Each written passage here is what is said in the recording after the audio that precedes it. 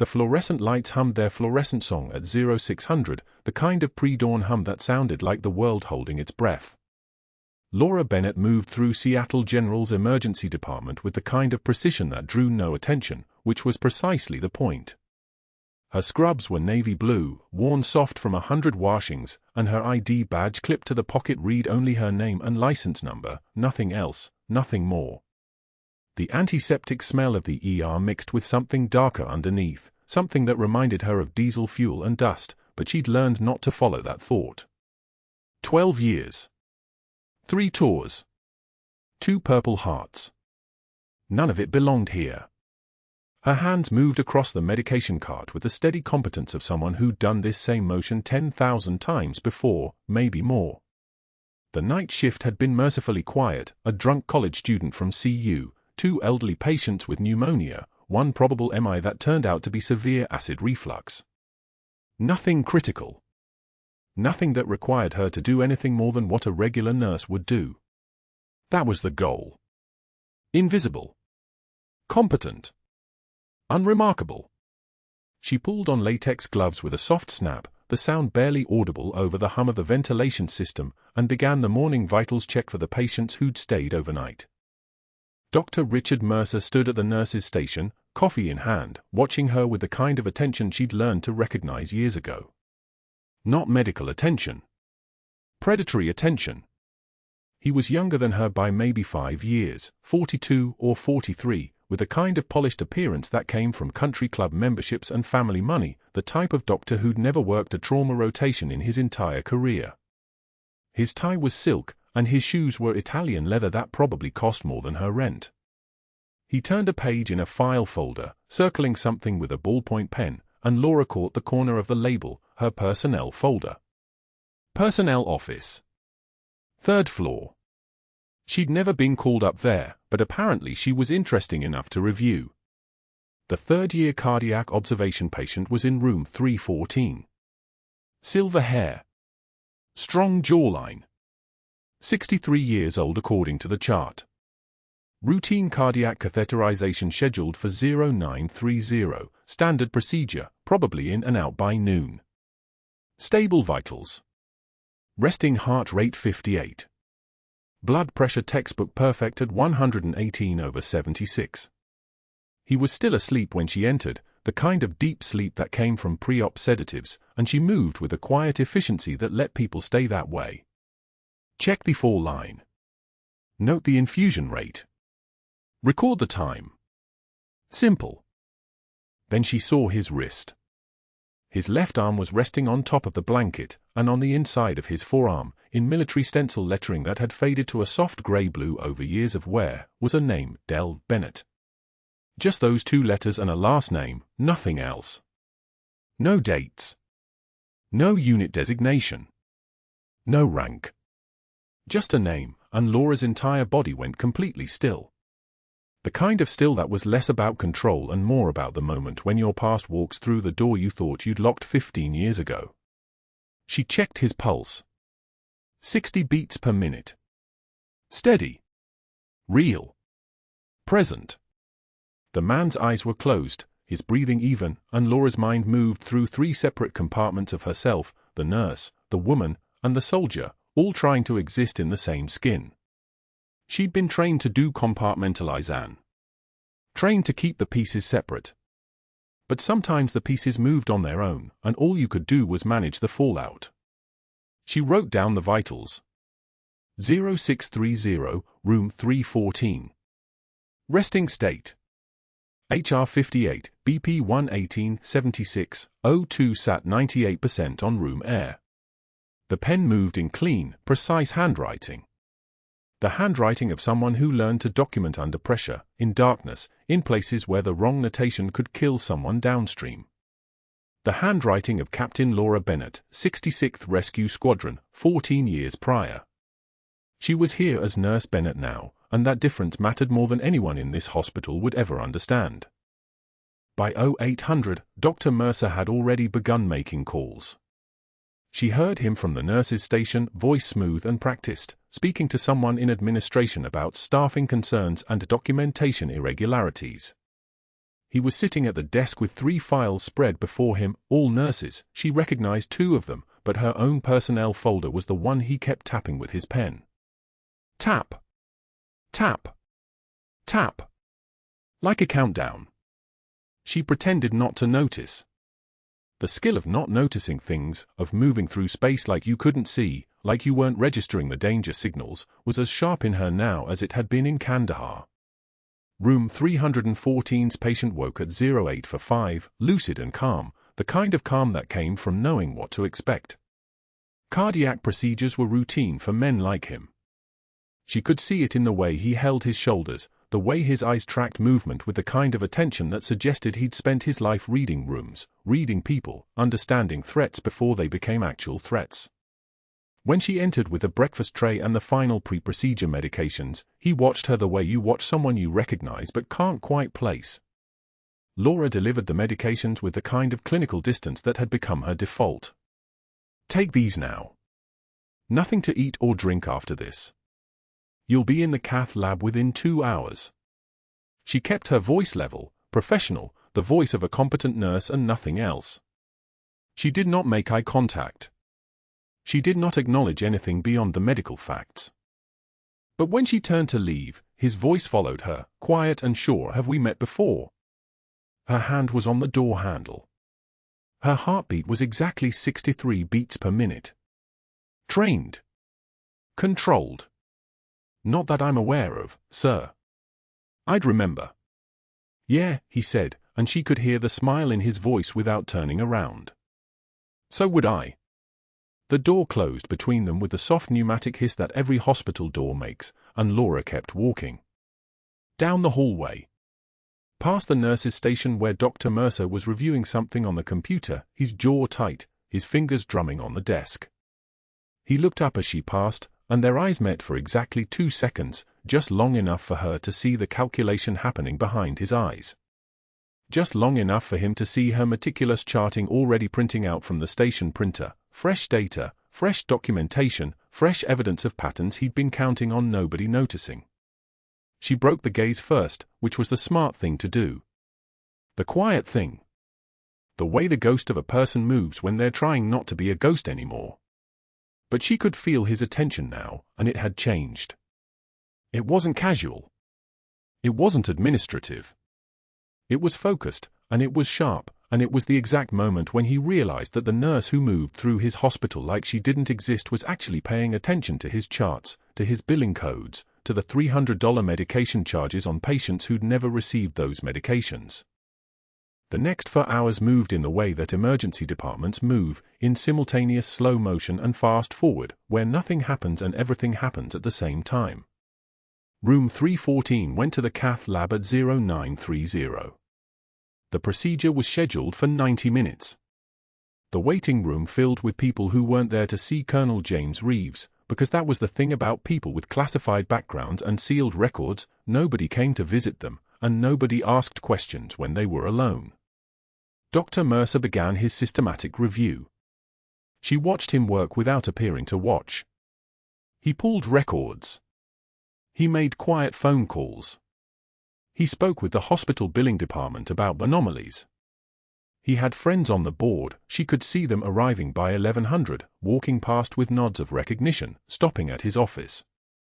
Men in expensive suits. Men who looked like they knew each other from places that weren't exactly public. He was building his case already, and what he was building it against was her. By 11:20, Colonel Reeves was being wheeled back from the cath lab, catheter line secured, medications flowing, recovery protocol standard. His eyes found her as the stretcher passed, and in that single moment of eye contact, something shifted in the room. Not dramatically. Not in a way that anyone else would notice. Just a flicker of recognition between 2 people who'd learned to carry the weight of classified history in their bodies, in their scars, in the names tattooed inside their wrists or sewn inside their jacket linings. Laura moved to his recovery room and began the post-procedure documentation. Vital stable. Catheter site intact. Medications running on schedule.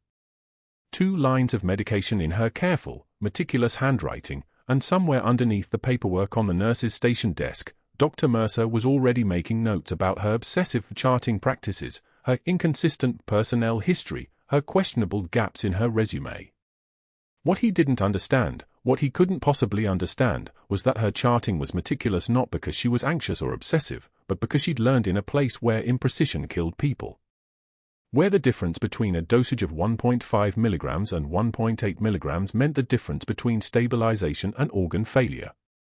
Where documentation wasn't just bureaucracy, it was the record of whether you'd done everything right in a place where doing everything right was the only thing that kept you alive.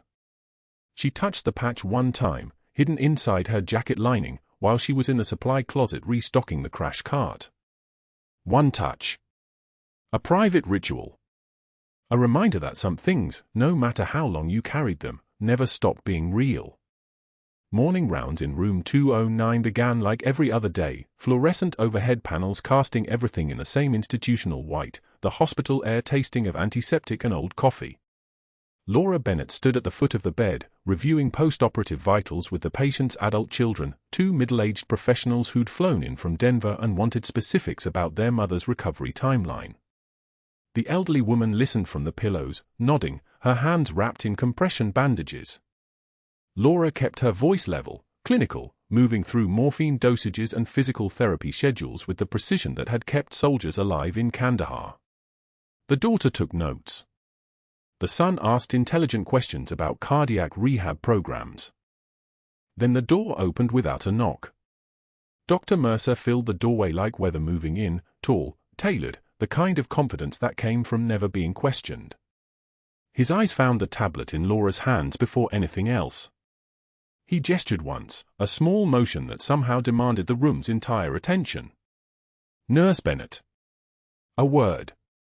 "Now." The family shifted. Laura excused herself with a nod to the patient, following him into the corridor where fluorescent light hummed its eternal mechanical song. He held the tablet up, turning it toward her as if displaying evidence of a crime. His voice dropped to the register of a man speaking to someone intellectually beneath him, not quite condescending, but close enough that everyone within 15 feet could hear the weight of his superiority. "This documentation," he said, "is improper. Dangerously vague. Are we running a field hospital here, or do we follow actual medical standards?" Laura's hands wanted to shake. She felt the tremor start in her wrists, that small betrayal of the nervous system. She took one measured breath through her nose, held it for 4 counts, released it slowly. Her voice came out steady. "Dr. Mercer, that chart follows every JCAHO standard. The timestamps are documented in 12-minute intervals. The medication interactions are cross-referenced with. Are you contradicting me in front of patients? Clipboard." The nickname landed like a blade. It hung in the air between them, and she watched his face, watched him waiting for her to flinch, to apologize, to crumble into the small shape he wanted her to be. Instead, she kept her eyes level with his, jaw clenched once, released. Around them, hospital staff slowed their walks, pretended to review charts, angled phones toward their ears. An audience. That was what he wanted. "Maybe you're more comfortable with lower standards," he continued, his voice carrying the kind of casual cruelty that came from knowing there'd be no consequence. "I'll be reporting this to administration. Your pattern of insubordination needs formal documentation." Laura felt a single tear form, just one, the physical manifestation of rage she couldn't yet express. She wiped it without breaking eye contact. The tear didn't fall. Her voice, when she spoke, came from somewhere deeper than her conscious mind, a place that had learned to survive by speaking truth in impossible spaces. "The morphine dosage you prescribed yesterday was 14% higher than the patient's renal function allows, Dr. Mercer. Her creatinine clearance was 41 milliliters per minute. I corrected it before administration. That's also in the chart. First entry, 6:51 a.m., flagged to pharmacy." His jaw tightened visibly. A muscle worked once along the hinge. He'd expected compliance, apology, tears, not accuracy. Not documentation that made him look negligent in front of witnesses.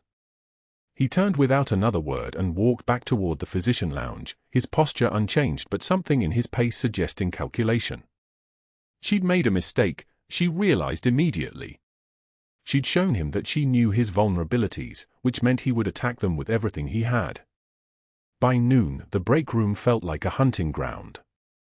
Laura entered with her lunch, a sad desk salad that she'd prepared at 5 in the morning before her shift, the kind of careful meal planning that came from a decade of not trusting the hospital cafeteria. She set it on the plastic table near the window.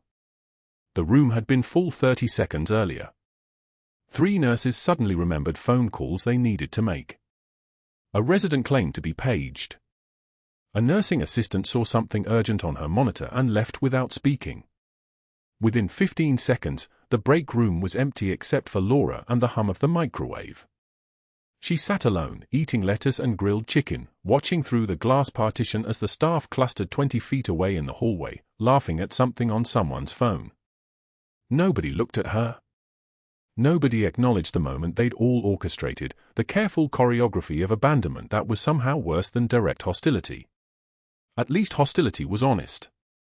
This was something else. This was the slow professionalization of cruelty, the kind that left no fingerprints because it was powered by whispers and absence. The microwave beeped. She didn't move. By 2 o'clock, the unit bulletin board had been updated.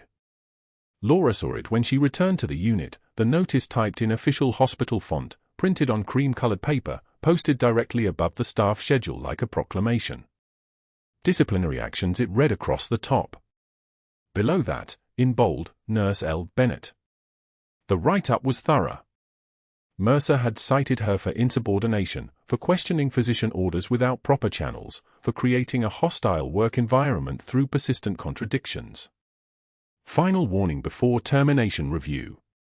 The language was clinical, professional, devastating, every word carefully chosen to make her look unstable rather than conscientious.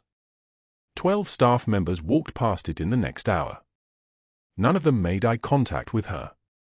A young nursing assistant whispered something to another student nurse, the words too low to catch but the meaning clear in the downward glance toward Laura's name. She stood before the bulletin board for exactly 90 seconds, reading her own professional execution. Her hands didn't shake. Her face remained composed. But something in her chest tightened like a fist, and she understood in that moment why Mercer had done this, not because she'd exposed his medication error, but because she'd done it without apology. She'd been supposed to beg his forgiveness, to prove her loyalty by accepting his version of reality. Instead, she'd told the truth, and now the board had made it official. There was a cost for honesty at Seattle General. Through the glass partition of his office, she watched Dr. Mercer make a phone call. His mouth moved in shapes that looked like her name. His expression was the satisfied look of someone who'd already moved several steps ahead, who was making calls to Denver Regional and reaching out to colleagues who owed him favors, who was constructing a narrative about her that would follow her forward through the medical community like a virus. What they didn't know was that every moment of his scheming was being documented in a chart locked in a server that had flagged his billing pattern 6 weeks ago. 2 hours later, during shift change, she stood in pre-op reviewing the schedule for the afternoon. Colonel James Reeves was listed for a routine cardiac catheterization at 3 o'clock, a procedure designed to image the coronary arteries and assess blockages. The notation read, Mercer to perform, 2 board observers. Mercer had pulled the high-profile case specifically, she understood. He wanted an audience for his technical skill, wanted those board members to see him in his element before they reviewed her termination. She pulled up Reeves' chart on the workstation, scanning the recent laboratory values and medication list. His cardiac enzymes from that morning had shown slight elevation, borderline but worth monitoring. His anticoagulation therapy was documented as warfarin 5 mg daily, a standard dose for his history of atrial fibrillation. She cross-referenced the medication administration record and felt something go cold in her spine. Someone had adjusted his dosage. Doubled it. The change was dated that morning at 6:15 a.m., entered in the system before she'd arrived, with an electronic signature that read, M. Mercer, M.D. She pulled up She didn't knock. She opened the door. Dr. Mercer, the patient in 314 has your name tattooed on his forearm. He turned, surprise registering first, then something sharper. The board member stepped back, sensing a confrontation. Mercer's voice came low, controlled. "Excuse me. Colonel Reeves. He has your name. From his unit. 66th Rescue Squadron." "I have no idea what you're talking about," Mercer said, but his face had shifted. Confusion bloomed across his expression like a stain spreading through water. He didn't recognize the name. Didn't understand the connection. And in that moment of his uncertainty, Laura understood something else: he'd never actually looked at his patients. Not really. They were data points, billing opportunities, scheduling problems. A colonel in the Air Force lying in a pre-op bed was just another cardiac case. "He doesn't recognize you either," she said quietly. Then she turned and walked toward the pre-op staging area, her pace measured, her spine straight, leaving Mercer with the board member and his dawning realization that something had just shifted in his carefully maintained reality. Behind her, she heard his voice, "What the hell is that supposed to mean?" But she was already moving through the pre-op corridor, where the sound of machines beat their steady rhythm and the antiseptic smell hung thick as warning. The pre-op corridor stretched ahead of her, fluorescent light bleeding down from panels that never quite stopped their electric hum. Laura moved through it with the same precision she'd used walking through Kandahar at dawn, every step measured, every breath controlled, her eyes tracking the room the way she'd once tracked rooftops. The antiseptic smell cut deeper here, sharper, mixing with something underneath it that her body recognized as fear. Not her own. Never her own. The fear of people who had things to lose. Room 314 materialized on her left, and she slowed without stopping, her gaze catching Colonel Reeves through the partially open door. He was sitting on the edge of the hospital bed in a surgical gown, his legs swinging slightly like a man who hadn't yet surrendered to the protocol, to the surrender of control that hospitals demanded.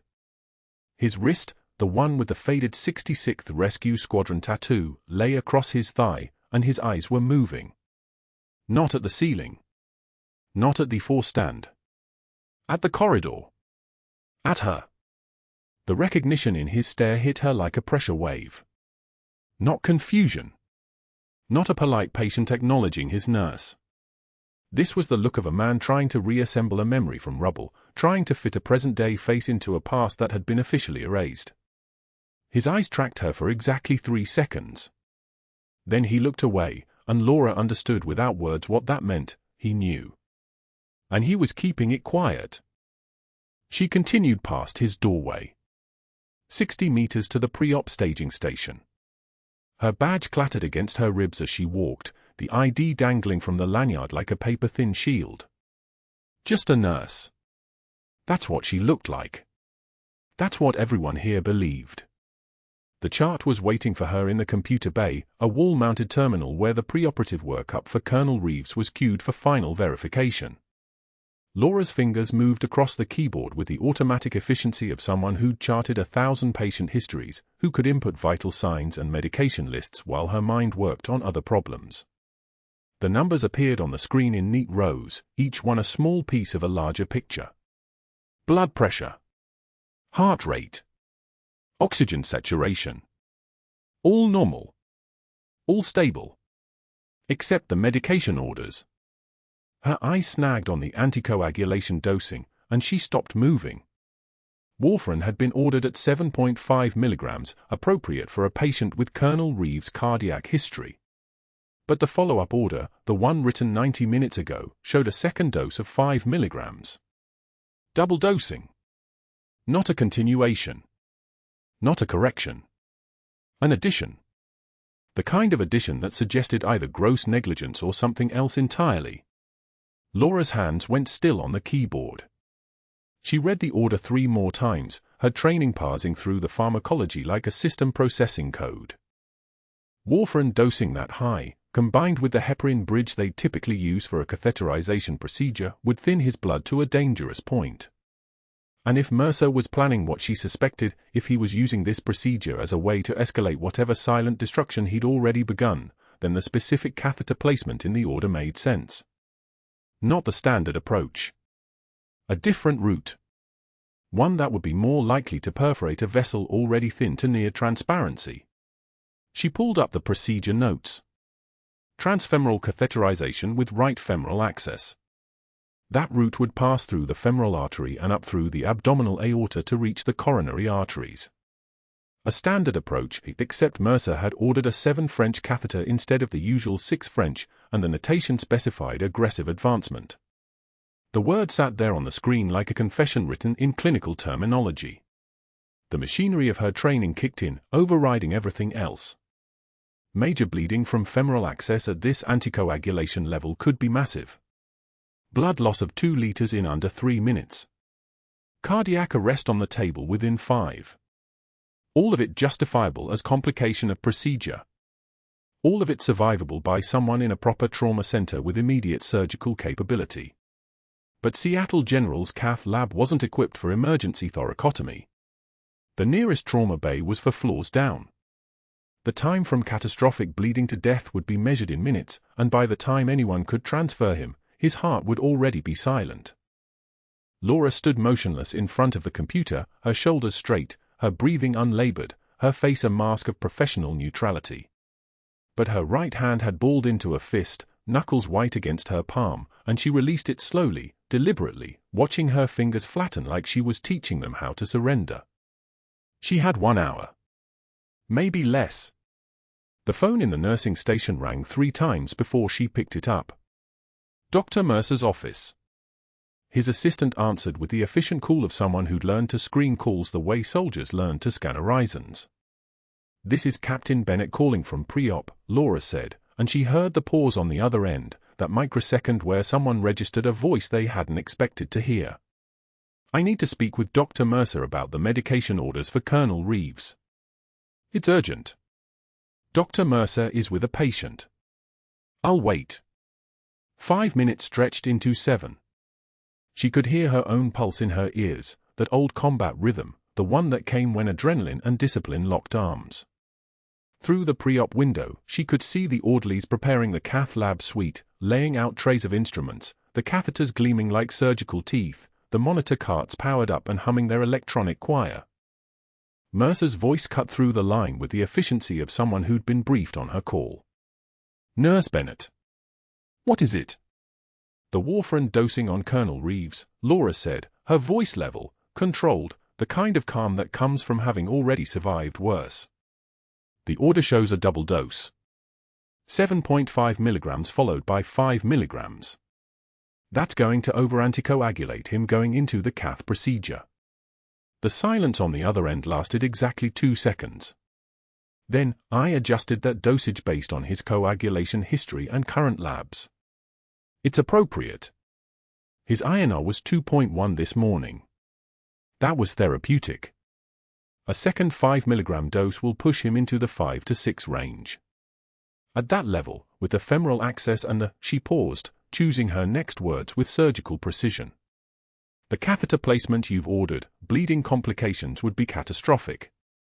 Mercer's voice dropped, turned soft in a way that was far more dangerous than anger. "Are you, once again, questioning my clinical judgment? I'm requesting verification of the order before we proceed." "The order is written. It is correct. And it is none of your concern." His words came fast now, clipped. "You have no authority to question attending physician orders. You have no authority to request verification. You are a staff nurse, not a clinician. I will say this once more, you are out of line. And if you continue this pattern of insubordination, there won't be enough of an employment record left to salvage. Are we clear?" Laura didn't answer immediately. Her eyes moved to the procedure notes again, scanning the details like she was memorizing them for a report she'd have to file. The kind of report that might someday be needed as evidence. "Yes, doctor," she said quietly. "We're clear." The line went dead. She replaced the receiver with her fingertips, setting it down as if it might break. Around her, the pre-op station hummed with its mechanical normalcy. The monitor beeped its steady rhythm. A printer somewhere spooled out lab results. A nurse called for transport to move a patient. The whole machinery of the hospital turning indifferent. Laura moved to the small alcove where the supply carts were kept, lidocaine bottles, saline bags, compression wraps, all arranged with the fastidious organization of a place that dealt in small margins between life and death.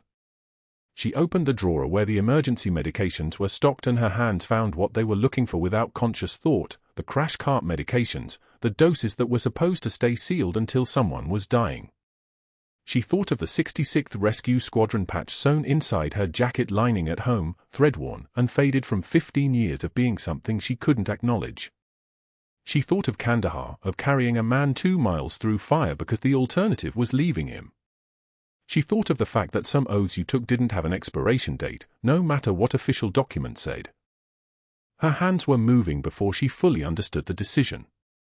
Checking the crash cart location. Verifying the medication inventory.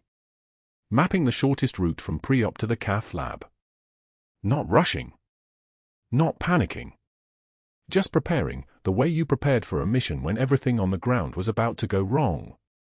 The intercom crackled overhead, staticky and urgent: pre-op, ready to transport Colonel Reeves to cath lab. ETA 5 minutes. But that wasn't the worst part. What happened next would change how every person in Seattle General understood what they were actually standing next to. Laura moved through the pre-op corridors with the practiced silence of someone who'd been dying inside for hours. The fluorescent panels overhead cast everything in a sterile pale wash. Around her, nurses prepped rooms, checked monitors, moved with the autopilot of routine. She'd spent the last 2 hours analyzing Reeves' chart, cross-referencing lab values, running the numbers that Dr. Mercer had clearly hoped no one would check twice. The anticoagulation dose was wrong. Catastrophically wrong. Doubled. And the procedure he'd scheduled, a high-risk catheter placement through femoral access, would turn that bleeding into a hemorrhage. She'd tried. Protocol demanded it. She'd flagged it through proper channels at 6:36 a.m. Mercer had dismissed her with a wave and a smile that didn't reach his eyes. "I've performed this procedure 400 times, Nurse Bennett. Your concern has been noted and rejected. 400 times. Not one of them with a patient this medicated, this anticoagulated, this set up to bleed out like a stuck pig." Colonel Reeves was being wheeled toward the cath lab now, still prepped, still sedated, still walking toward something that looked like medicine but was really just murder with a medical license. Laura saw the transport team turn the corner toward pre-op staging. She didn't think. She moved.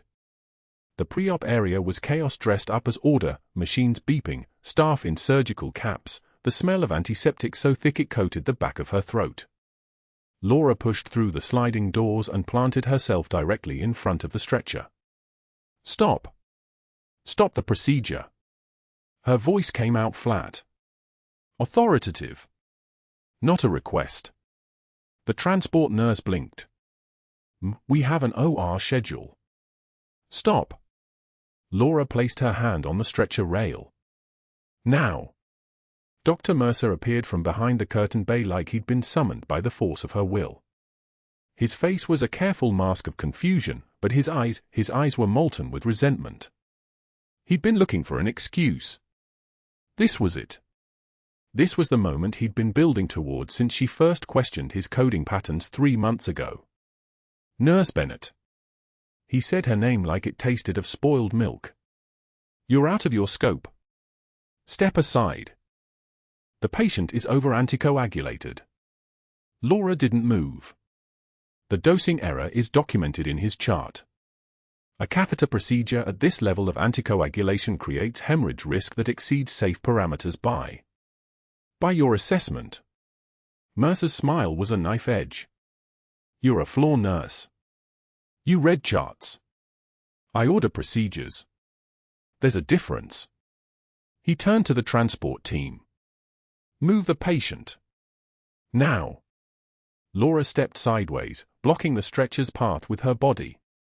Every calculation flickered through her mind in half a second. Her job was already forfeit, had been the moment she'd started asking questions about his billing codes. Her position couldn't get worse. The patient could die. If you proceed with this procedure as scheduled, this patient will code within 18 minutes. You know it. I know it. And I can't watch you do it. Then don't watch. Mercer's voice dropped to something quiet and lethal. "You're in the way of a medical procedure, nurse. I'm asking you once to step aside. If you don't, I'm having security remove you, and your employment at Seattle General will end before lunch." "Good." Laura met his eyes. There it was. The moment. The point of no return. "I'll take that deal." She didn't step aside. The transport team froze. The pre-op nurse stared at the floor.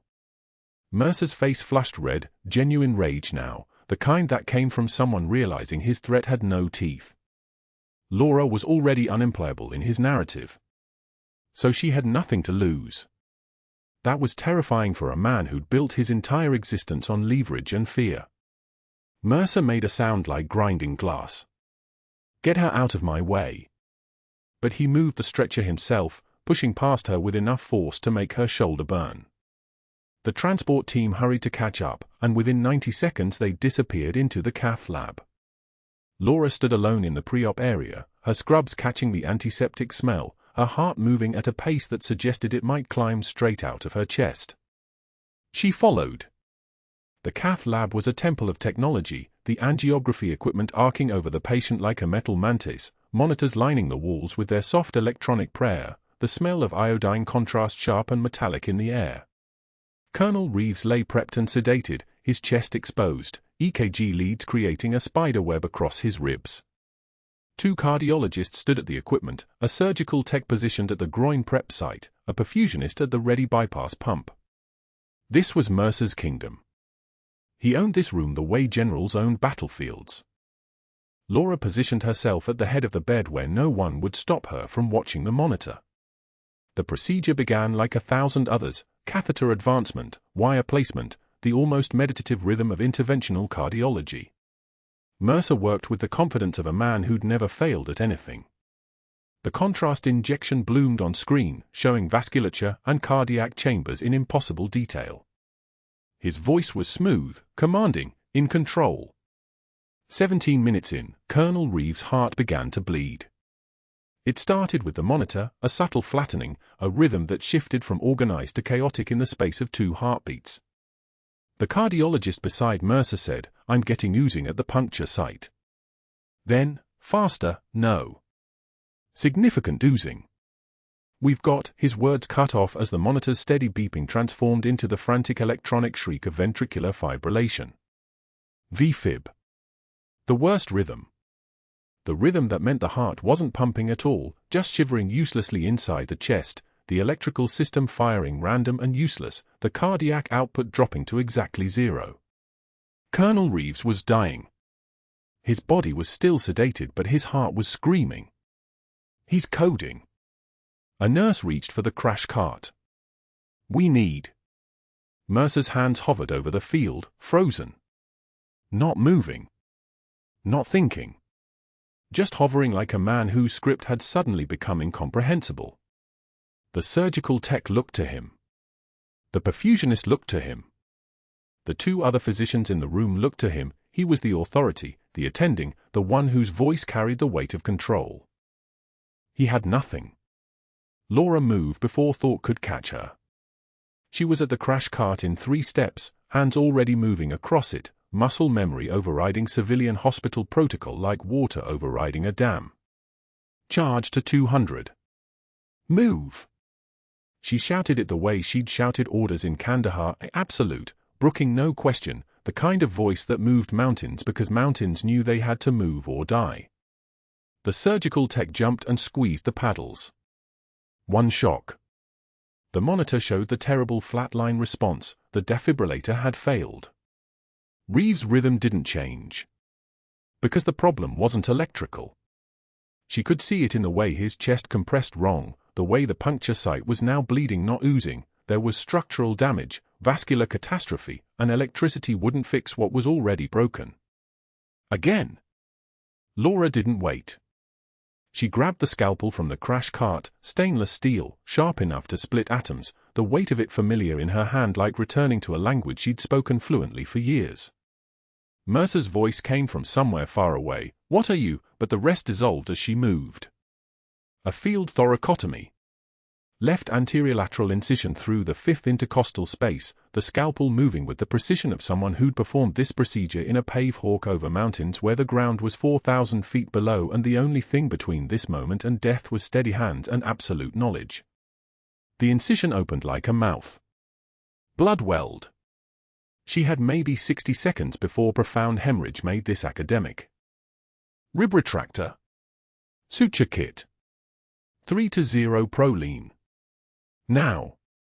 Her voice didn't belong in this room. It belonged in combat zones and extraction helicopters and moments when the difference between alive and dead was measured in heartbeats. The surgical team moved like they'd been struck by lightning.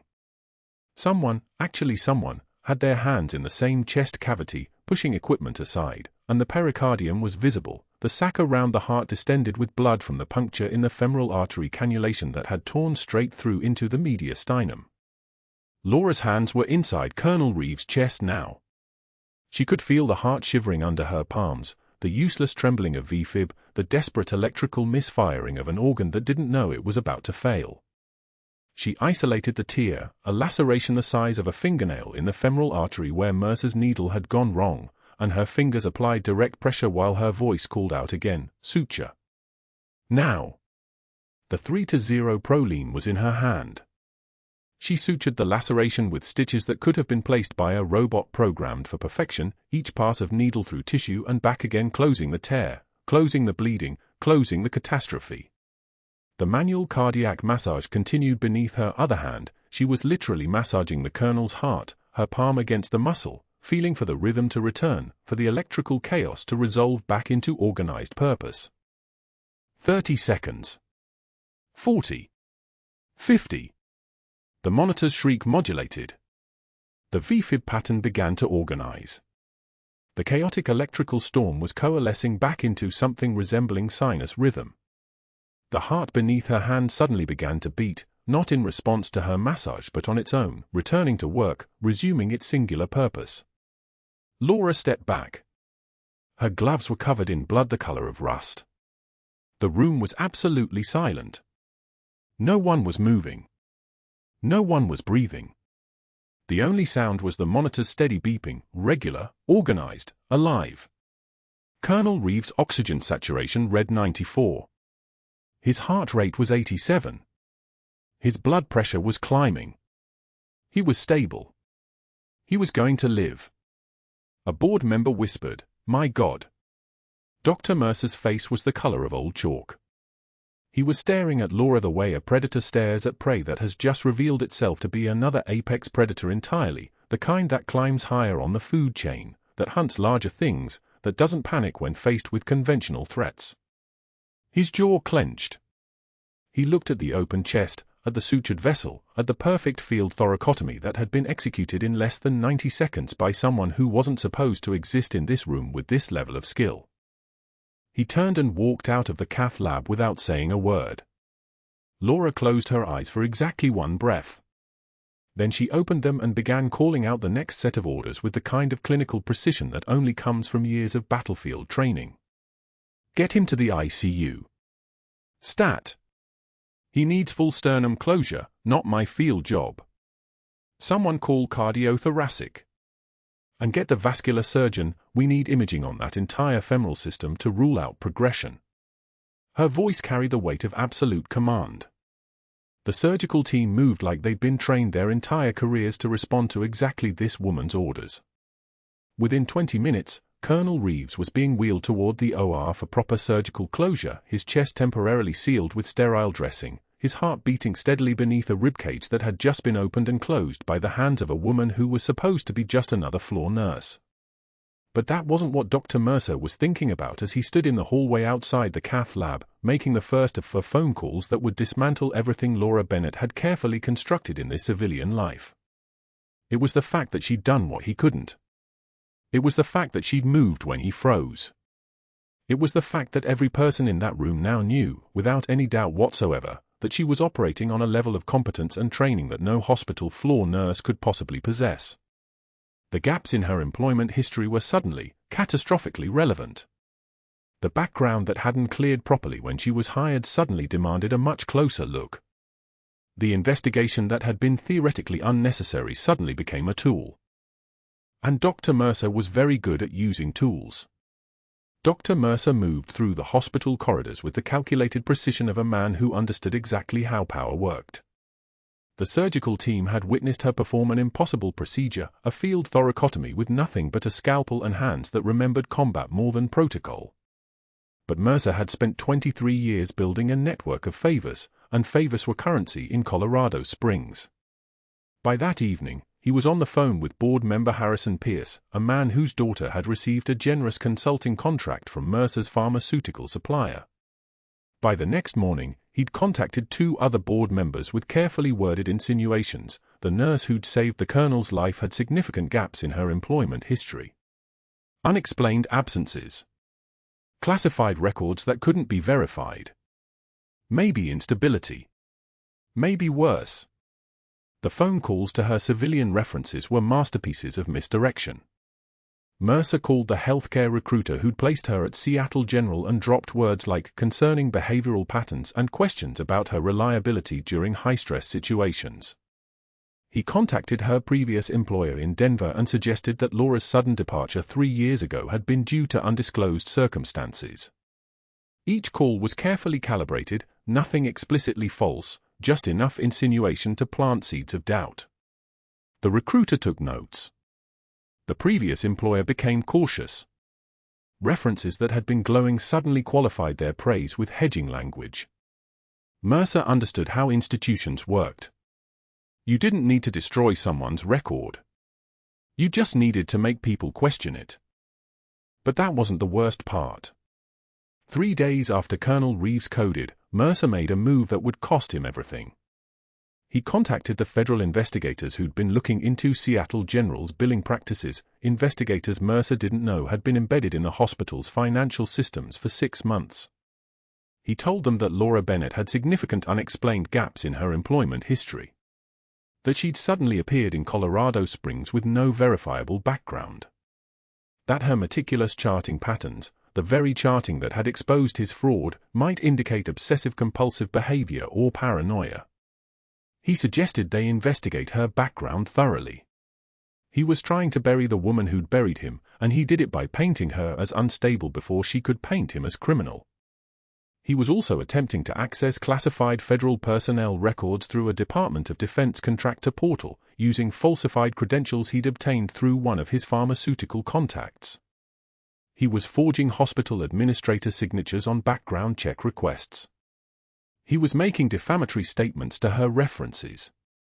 He was creating a documented trail of obstruction that would turn Medicare fraud from a serious problem into a federal conspiracy. Security escorted Laura out of Seattle General at 4:53 p.m. on a Thursday afternoon. Her badge was deactivated at the revolving doors. The nursing supervisor who'd once complained about her weird military bearing didn't make eye contact. The resident she'd taught looked away. By 5:15 p.m., her employment termination letter was in her personnel file, citing her termination as conduct unbecoming and insubordination toward attending physician. By 6:44 p.m., the first of Mercer's phone calls to her references had been made. 3 days later, at 2:14 in the afternoon, Emma found her mother crying at the kitchen table. Not breaking down. Not sobbing. Just sitting there in yesterday's scrubs, tears running down her face while she stared at her phone, reading and rereading the rejection emails from 3 healthcare systems who'd suddenly become unavailable to hire her. Emma was 7 years old, and she had never seen her mother cry. She stood in the doorway holding her backpack from school and asked the question that mothers fear most, "Mommy, why are you home early?" Laura wiped her face. Composed herself. The mask went back on, but Emma had seen the fracture. She'd seen the moment when the strongest person in her world had cracked. What Laura didn't know was that Colonel Reeves had coded into unconsciousness in the ICU, his heart having failed when Mercer's anticoagulation errors triggered massive internal bleeding. What Laura didn't know was that the colonel had spent 3 days in a medically induced coma while surgeons worked to stabilize him. What Laura didn't know was that when those eyes finally opened on the 3rd day, the first thing a nurse placed in his hands was her termination paperwork, left on his bedside table by mistake, a single sheet documenting that Captain Laura Bennett had been fired. Colonel Reeves stared at that paper for 11 seconds. His lips moved, forming a single word so quietly the ICU nurse almost missed it: Valkyrie. She'd saved his life twice, once in Kandahar when she'd carried him 2 miles through enemy fire with a sucking chest wound that she'd sealed with her own trauma shears and duct tape. Once in a hospital when she had every reason to walk away but performed a field thoracotomy with nothing but a scalpel and muscle memory and the kind of calm that comes from having already survived the worst. And now she was fired, and Mercer was still employed, and the system had bent exactly the way Mercer had designed it to bend. The colonel picked up his phone with trembling hands. Not from pain. From rage. He called Peterson Space Force Base and asked for the general. Not his general. The general. The 2-star who understood what Valkyrie meant. The 2-star who'd ordered the extraction in Kandahar and authorized the scrubbing of records and told Captain Laura Bennett to disappear into the civilian world with nothing but a faded unit patch sewn inside a jacket lining. Within 4 hours, that general was on a plane to Colorado Springs. The hospital administrator was reading the citation aloud in his office: Captain Laura Bennett, United States Air Force Pararescue, Silver Star for actions in Kandahar Province, 2 Purple Hearts for combat injuries sustained during rescue operations. When Dr. Mercer burst through the door, still believing his strategy had worked, still believing the narrative he'd built would hold. The words caught in his throat. Standing beside the hospital administrator was a 2-star general in dress blues. Behind the general were 2 federal agents from the FBI's white-collar crime unit. In the general's hands were 2 medals, one silver, catching the fluorescent lights like a star, the other purple and worn from 40 years of recognizing sacrifice. The silence lasted exactly 3 seconds. Then the general saluted, not casually, but full military protocol, fist to chest, in recognition of Captain Laura Bennett's combat medical badge and the Purple Hearts being placed on the hospital's official record. You attempted to access classified personnel records, the FBI agent said to Mercer, not loud, just stating facts. You forged federal documents. You made defamatory statements to her employment references. You contacted her cover references that were created by the Department of Defense as part of her identity protection, and you made statements designed to compromise her employment. She opened a tablet, and Mercer's face went the color of old bone. We've been inside your system since March. Medicare fraud. Insurance fraud. Kickbacks from GenMed Supply. All of it documented. All of it prosecutable. But this, she swiped to the screen showing his attempted access to the Pentagon portal, showing his forged signatures, showing every phone call he'd made to destroy Laura's civilian life. This is federal obstruction. This is interference with a classified military operation. This is attempting to destroy the cover identity of an active asset veteran. One board member stepped backward. Then another. The general's voice dropped to a register that made the air pressure change. You didn't just fire a nurse, Dr. Mercer. You attempted to destroy the career of a woman who saved lives while you were profiting from their suffering. Mercer's hand started to shake. Actual trembling.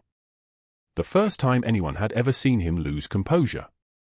His mouth opened and closed like a fish struggling for oxygen. I didn't know.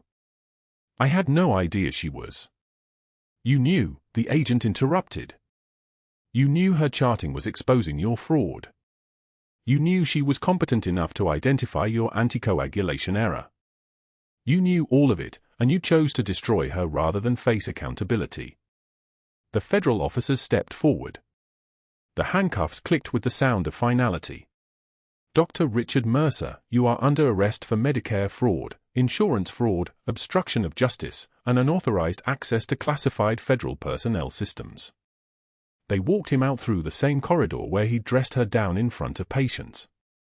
Past the break room where nursing staff had learned to abandon her. Past the bulletin board where her disciplinary write-up still hung like a scarlet letter. Nurses and residents lined the hallway, watching in silence. A nursing assistant who'd whispered about Laura's firing history pressed herself against the wall, unable to meet anyone's eyes. Mercer's face went bright red, veins bulging on his neck, mouth contorted as he struggled against the officers and failed.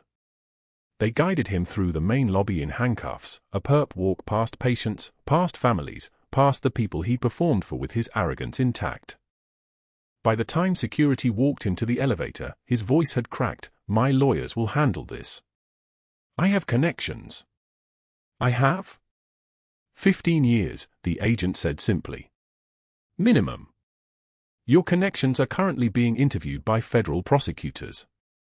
6 months later, on a clear October morning in Colorado Springs, Captain Laura Bennett stood in her Air Force dress blues outside the newly completed Colorado Springs VA hospital, watching the ribbon-cutting ceremony. Her silver star was pinned over her heart, catching the sunlight. Her 2 purple hearts were there, no longer hidden. Colonel James Reeves stood beside her in his own dress uniform, the tattoo on his forearm visible, her name, and the date of their extraction from Kandahar, and Valkyrie beneath it in the unit script. Emma held her mother's hand, understanding now why her mother moved the way she did, why her hands never shook, why sometimes she woke in the night and stared at her jacket lining where a faded patch was no longer hidden. The hospital administrator from Seattle General was there too, delivering a formal apology and a settlement check. Laura signed it without reading the amount and handed it to a veterans charity. That wasn't why she was here. Through the window of a medical supply van idling at a red light across the street, Dr. Mercer sat in the driver's seat, a clipboard of delivery orders on his lap, his medical license revoked, his trial concluded with 8 years and complete financial ruin. He saw her. Saw the uniform. Saw the crowd of military personnel saluting her. His face went slack, mouth hanging open, and then he looked away and drove. At the podium, Colonel Reeves spoke. "Captain Bennett saved my life twice. Once in Kandahar when she carried me through enemy fire. Once in a hospital when she had every reason to walk away but chose to stay. That's what real courage looks like. Not recognition. Not medals. Just showing up." The crowd applauded. Laura didn't perform a smile. She never did.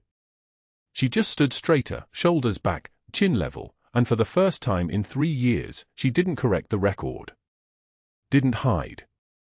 Emma whispered, "Mommy, you're a superhero." Laura looked down at her daughter and answered, "Sometimes the bravest warriors carry stethoscopes, not guns." If you've made it this far, you already know that the quietest people in the room are often the most dangerous. You know that real heroism rarely wears a cape. Subscribe for more stories about the ones we almost missed, the warriors we underestimated, the heroes we failed to recognize. Like this video if Captain Bennett's story resonated with you. Comment below, have you ever been underestimated by someone who had no idea who you really were? Your stories matter too.